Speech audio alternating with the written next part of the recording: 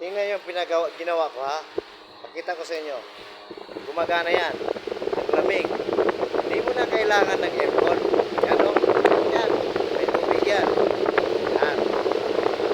Pag naubos na yung tubig yan, tanggalin mo to, balikan mo na. Dapat ito, nakataling lang.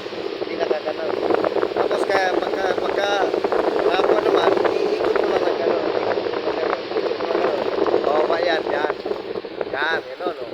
Hindi malamig, parang aircon din. Oh, hindi mo na kailangan ng aircon bibili ka pa ng aircon. Sobrang init eh. Yan ang ginawa ko.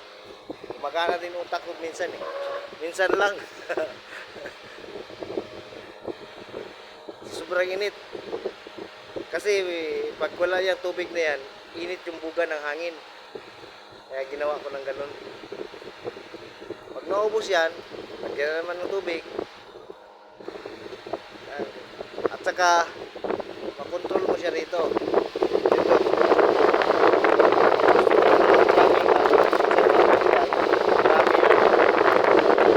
Mas maganda rito, yung naka-freezer yung galon na yan. Lagay mo sa freezer yan. Pagka nabukasan, na ice na. Sobrang lamig, parang aircon. Sige, salamat.